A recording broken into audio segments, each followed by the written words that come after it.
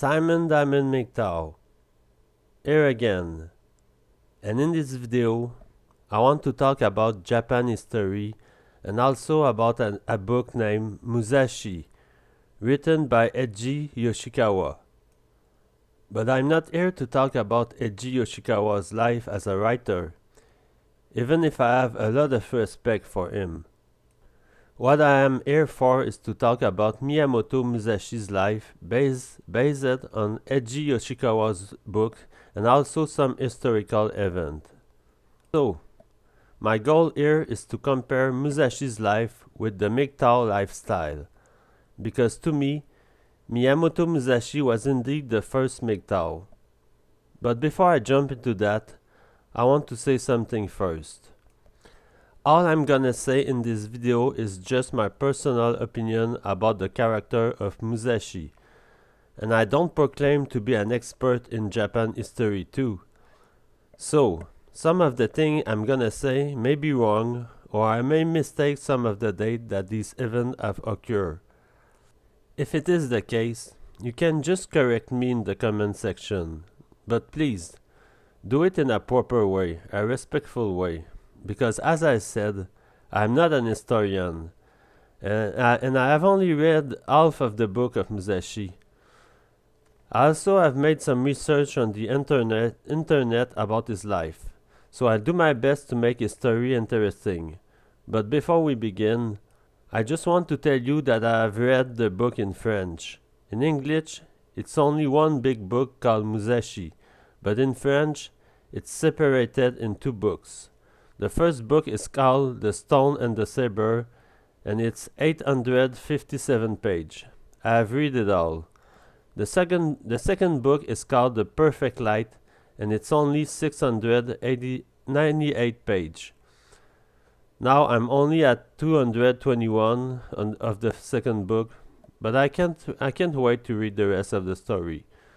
With that being said, let's begin. But before I begin the story of Musashi's life, there is a spoiler alert.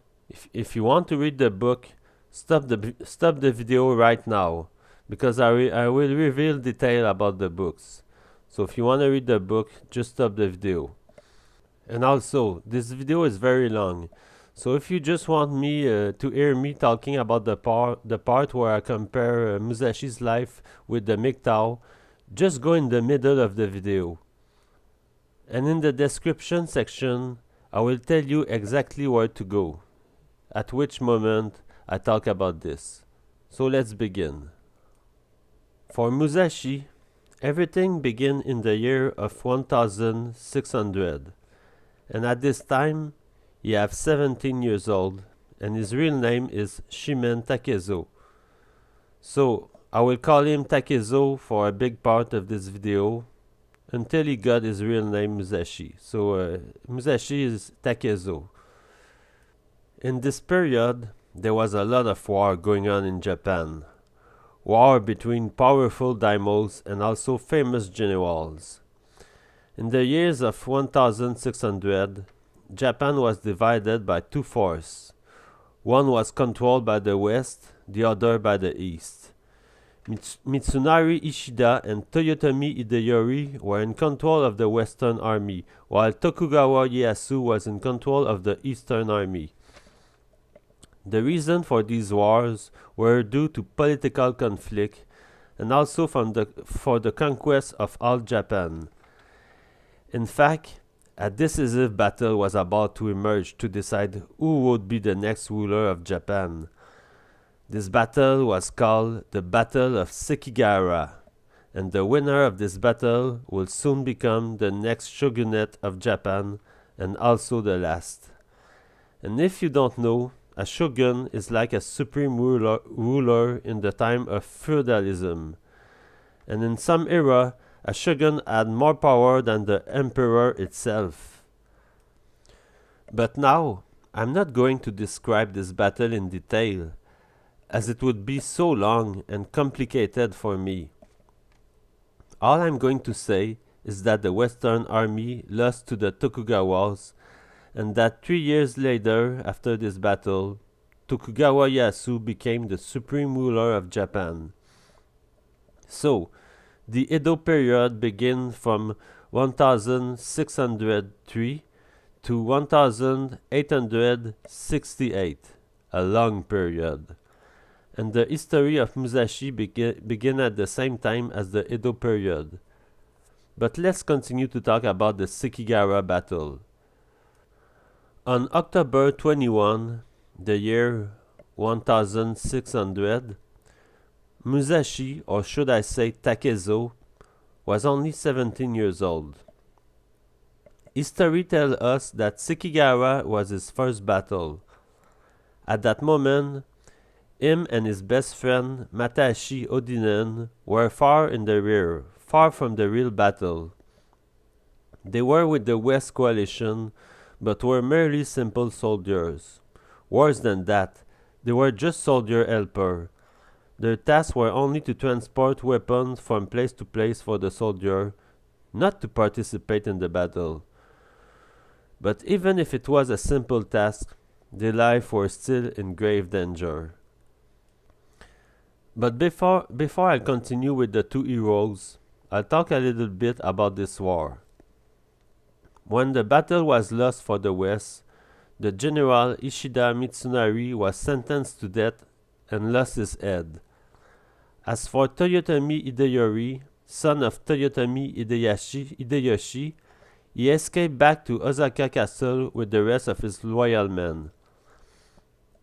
And the war was lost in a way because of the treason of the general Kobayakawa Hideyaki, who was in the West Coalition with Mitsunari. When the battle began, Kobayakawa kept his intention hidden. He was hesitant to participate with either side.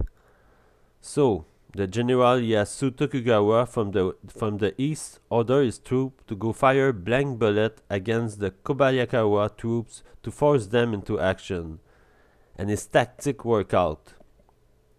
Kobayakawa then reacted and ordered an attack on the Otani's Yoshitsugu troops. So, Otani Yoshitsugu was able to fight back Kobayakawa troops, but at this moment, Ieyasu ordered a full attack along the central line of the Western Army. Soon, the Otani's troops were being attacked from three sides. Attacked by Kuchiki Mototsura, Wakizaka Yasuharu, and also Kobayakawa's again. So, Otani was severely injured in this assault, and even if he escaped, he ordered a retainer to put an end to his misery. After that, it did not take long before the other general of the West Coalition fell apart in confusion. The battle was lost within a day. But let's return to Takezo and Matashi. When the battle was lost and when it's all over, the two men are lying on the ground hiding with the corpse. At this moment, Takezo can move his arm or legs because he was injured with 2 bullets in the thigh. But after an hour, the two of them help each other out to walk away from the battlefield. So they went into the forest to hide from Ieyasu's troop, who were still there looking for survivors. While they are in the forest, they take some rest and also look out for food. During 2 days, they walked in the forest hoping to find food. In fact, they survived by eating plants, even if it was hard on their stomach. So, later on in the night time, they encounter a deaf girl around 16 years old. She was robbing the corpse of soldier in the field, hoping to find something valuable. But when she saw the two men, she ran away. So Takezo and Matashi followed her and discovered a small village. The two heroes finally found the house where the girl was living and start knocking at the doors. The girl's name was Akimi and she was living with her mother Oko. Oko was a prostitute and her daughter a thief, so that's how they were able to survive at this difficult time. So Oko and Akimi finally opened the doors to the two desperate men. They welcomed them into their house for several months in exchange for protection against evil bandits. The house was in the mountain, so it was a good place for the two men to hide from the Tokugawa's troop. But after a while, not Musashi, Takezo. Takezo was dying of boredom and decided to leave the house to go back to his natal village. As Matahashi, he betrayed his wife Otsu and sent her a letter saying that he divorced her for another woman. And the woman in question was Oko, the oldest lady in the house, and the mother of Akemi. Later on, Matahashi will become more and more miserable as he stays with the prostitute Oko, as he falls in lust and alcoholism. But let's forget about Matahashi's miserable existence. So let's continue with Takezo. As Takezo enters his village, Osuji Odinen, the mother of Matahashi, was expecting that both Takezo and his son Matahashi would come back alive from the war. But when she discovered that Takezo come back alone, then she becomes so furious and full of hatred for Takezo. She even goes as far as to blame Takezo for driving her son to participate in the War of Sekigahara, as she started to believe that Takezo had abandoned him on the battlefield. As her rage goes on, she is thinking of a plan to capture Takezo and shame him in front of all the villagers. Takezo felt something strange, as he became aware that something wrong was going on, as he saw some villagers alerting the guards of his presence. So he decided to hide in the mountain for a while, killing every guard that tried to take his life. But Osuji was clever. She knew that it would not be easy to capture Takezo alive. While the guards and even some samurai failed to capture Takezo, Osuji thought of a better plan. She decided to let a priest named Takuan take over the mission of capturing Takezo. Takuan was a suicidal fool, but he was also very intelligent. He brought Matahashi's wife with him to travel into the mountain in search of Takezo. Her name was Otsu, and they both knew each other. The plan of Takuan was to lure out Takezo of his hideout with the help of Otsu's flute, and it did work. As soon as Takezo heard the melody, he then showed himself. So Takuan then decided to have a discussion with Takezo. And without entering the detail of this discussion, Takuan won over Takezo with only logic and reason. He also made Takezo look like a fool and convinced him to surrender to the villager, promising him that no harm should be made to him. Takezo surrendered without a fight. As the three of them returned to the village, Osuji was waiting for them, and the big crowd of villagers were also awaiting for Takezo. While all the villagers wanted to sentence him to death, Osuji said to the priest that Takezo had to suffer first. So, Takuan came with an idea. As he did not want to murder Takezo, after all, he promised him that he would stay alive. So he proposed that Takezo should be bound to a giant tree for an entire week, but more specifically to a branch of the tree near the top. The tree was named the Cryptomeria. Anyway, in this way Takezo would suffer from hunger, thirst, and also suffer from the rain and wind. This was a harsh punishment. Meanwhile, Otsu is beginning to doubt the intention of Takuan. While she agreed to help him capture Takezo, she now began to pity the fate of Takezo and also find Takuan methods to torture him very cruel. So the first thing she's gonna try is to beg on her knees to Takuan so that he may deliver Takezo from the tree. But despite all of her complaints, Takuran refused to accept her request.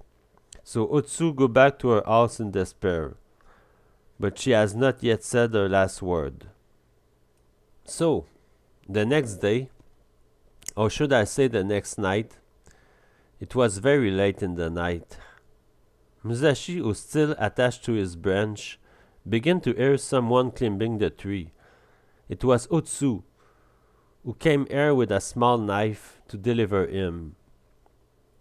Her plan was that they escape the village together, because now that her ex-husband Matashi betrayed her with another woman, she was sad and had no reason to stay in the village.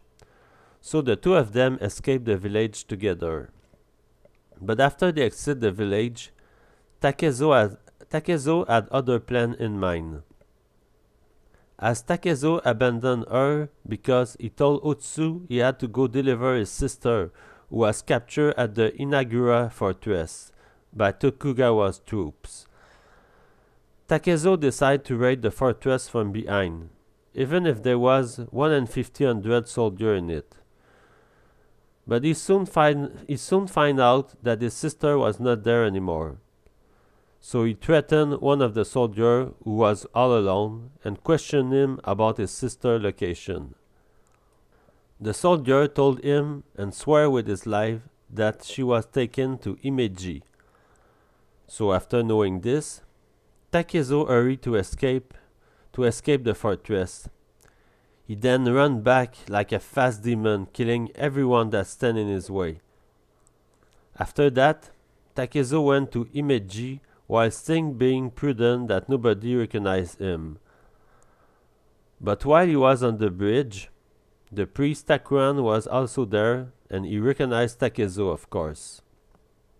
Once again, he convinced Takezo to come with him, but this time his intention were not to punish him. And by the way, Mgtow, this is where the story gets very interesting. So, Takuran brings Takezo inside the castle of Imeji and introduce him to the lord of the castle, Ikeda Terimasa.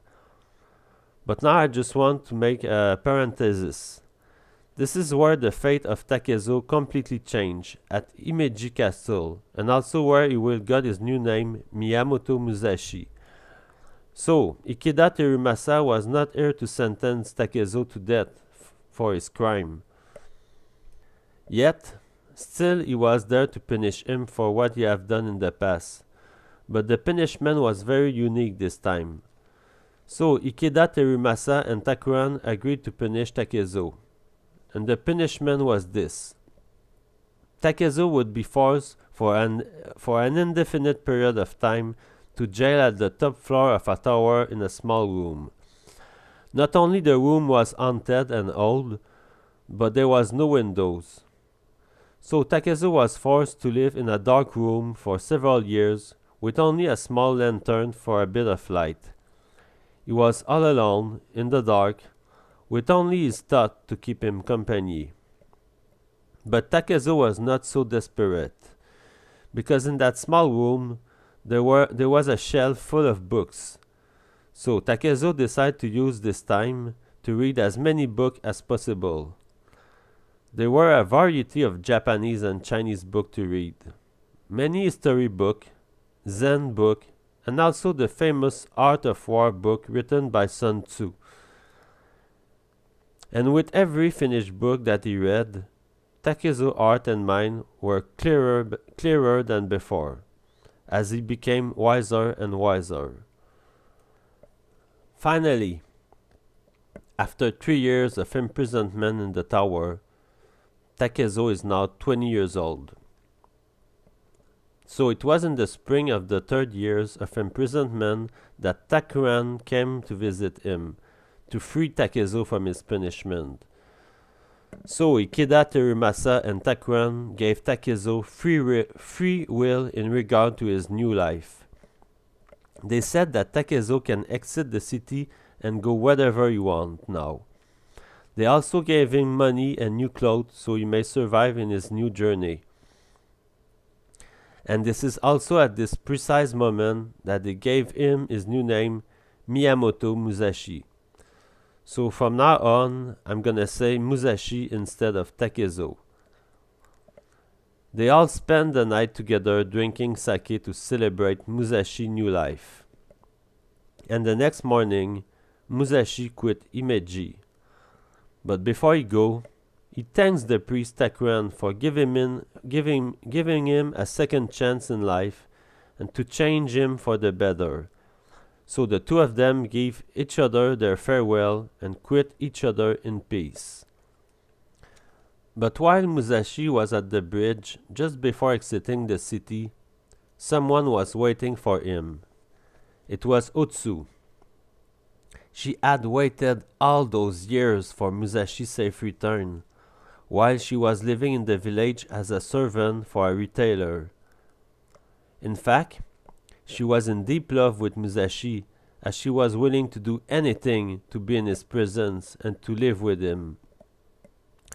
So, she begged Musashi to bring her with him on his long travel.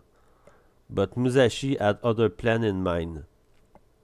He was on a quest for knowledge, truth, and self-discipline. Bringing a woman with him would only slow him down, as it would become a serious burden. So then again, he abandoned her for a second time, leaving the poor Otsu on the bridge as she collapsed in tears. But this is when the true challenge began for Musashi. After leaving Otsu and the city of Imeji, Musashi will spend most of his time in the wilderness of nature. He will live at least a year in the many forests of Japan, practicing his sword skill and trying to survive in nature. And after a year living like a beast, he suddenly appeared in Kyoto City. He is now 21 years old and also a new man. This is where, in Kyoto, that Musashi began to challenge the Yoshioka school, the most popular martial arts school of Kyoto. The school was still preeminent at this time. So Musashi began a series of duels with the Yoshioka student, enduring a lot of them, and even killing two of them. As Musashi is winning battle after battle, the Yoshioka student began to fall in despair. And at that moment, Yoshioka Seijuro, master of the Yoshioka school, is not here. In fact, he was having fun with some of his followers, drinking sake and hiring prostitutes, while his students were being defeated one by one. But when Seijuro finally returned to the school and saw all the damage Musashi has caused, the confusion came into his mind as he started to doubt himself. As the head of the Yoshioka family, Seijuro knew that a fight with Musashi was inevitable and that he had to fight to defend the honor of the Yoshioka school. So Musashi challenged Yoshioka Seijuro to a duel. Seijuro accepted, and they agreed to a duel outside in Rokuoku, in the northern part of Kyoto, on March 8, the year 1604. Musashi arrived late at the duel, greatly irritating Seijuro. In the fight, Musashi struck a single blow. This blow struck Seijuro on the left shoulder, knocking him out, and crippling his left arm. After Seijuro's defeat, he passed the headship of the school to his equally accomplished brother Yoshioka Denshishiro, who promptly challenged Musashi for revenge. The duel took place outside Kyoto near a temple. Denshishiro wielded a staff reinforced with steel rings, but in the book they say it's a sword, just like Musashi had. So Musashi arrived late a second time, which made Denshishiro very angry and also super nervous.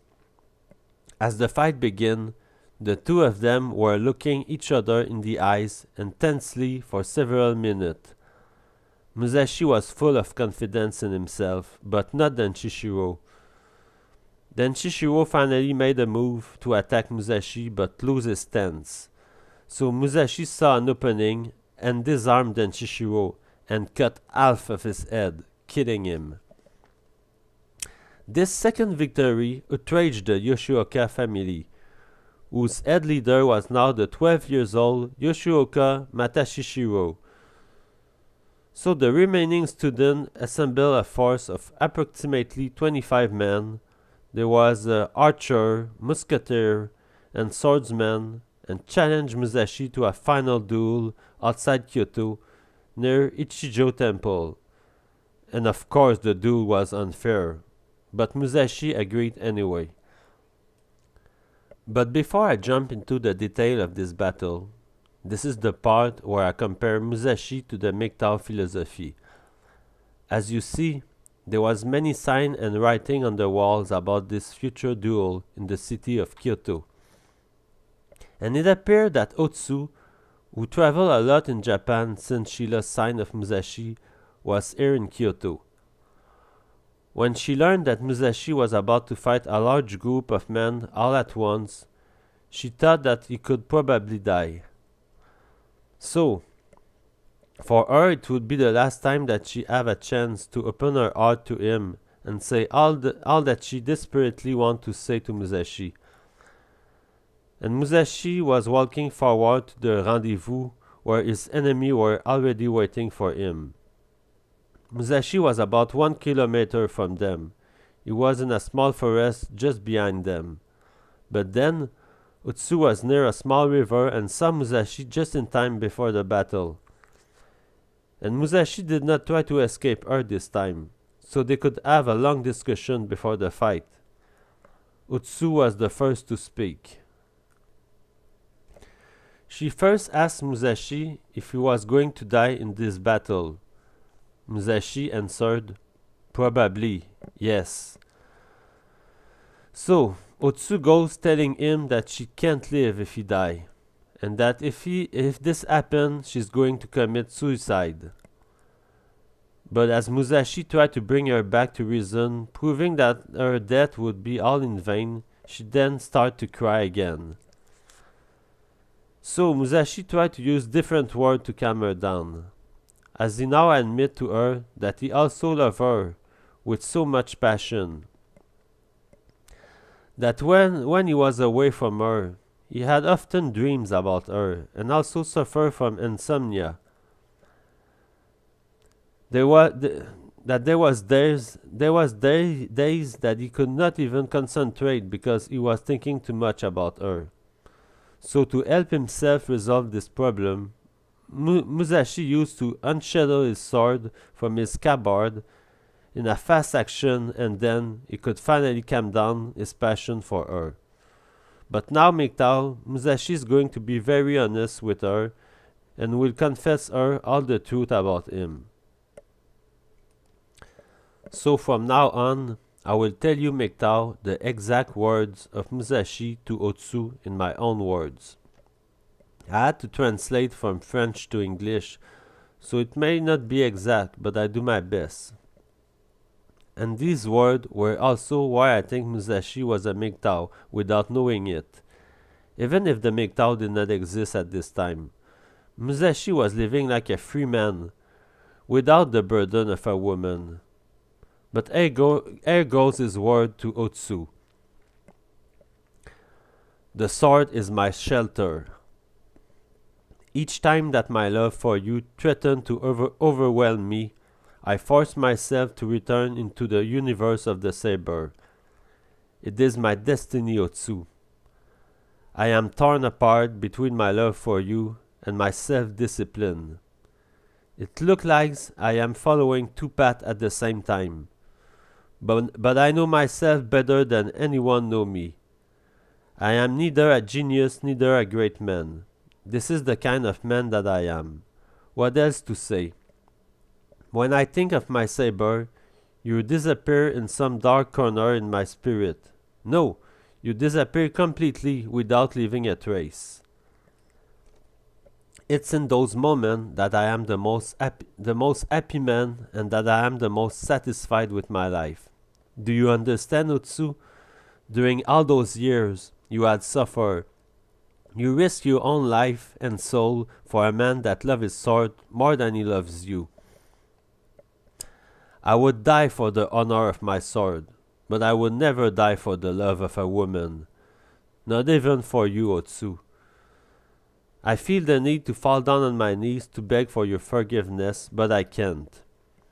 And I have the intention to survive 100 or 1,000 years in the heart of my friends, in the spirit of the art of the Japanese sword. And that was the word of Musashi, my fellow Mgtow. In this sentence, I would die for the honor of my sword, but I would never die for the love of a woman. This is what gave me the drive to create this video and share it with you guys.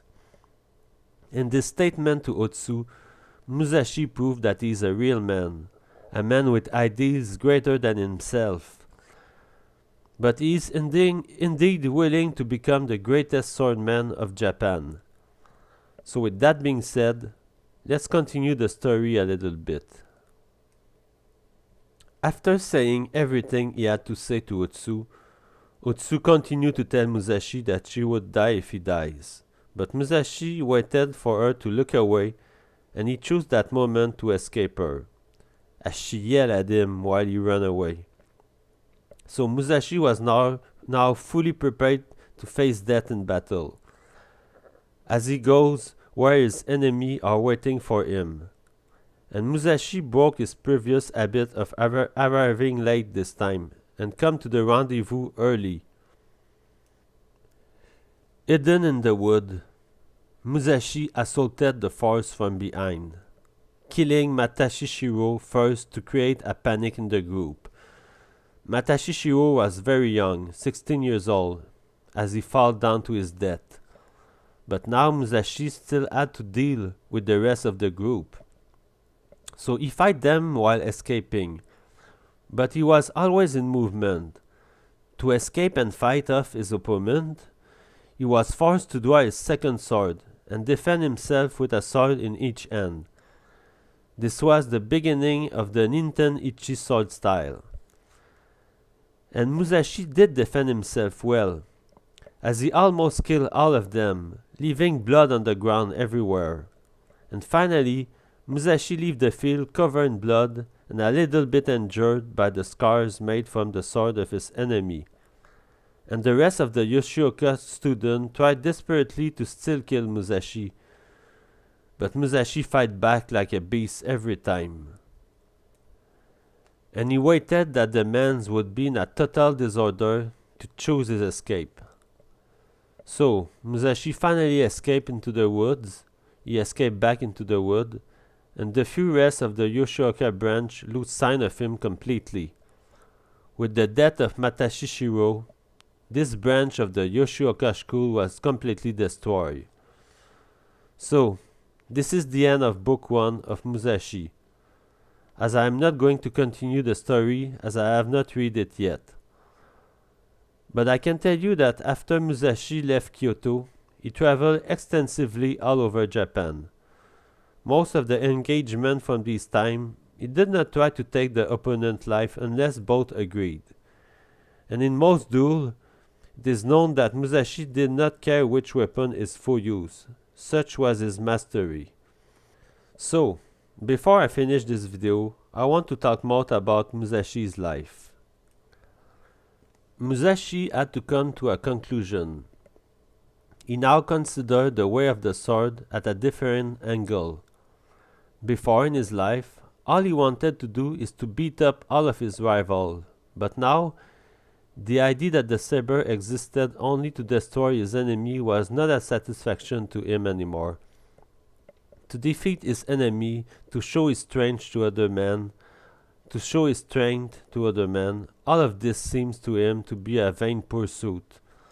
Now, he wanted to defeat himself, to submit life itself, make people live instead of making them die. The way of the sword should not serve him only for his own improvement. It should be a source of force to conquer people, to lead them at a state of peace and happiness.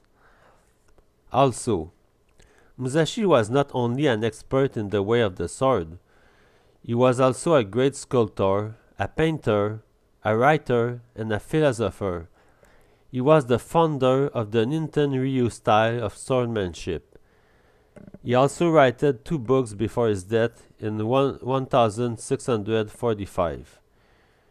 He wrote the Book of the Five Rings and also the text on Kenjutsu. In fact, the way of the sword became more like a philosophy to him than a weapon of war.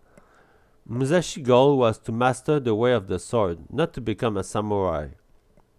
And unlike other samurai, Musashi was not interested in rank, but in the perfection of his art. That is why he is my new hero now. Musashi focused on self-control and personal interior force due to a self-discipline of type Zen.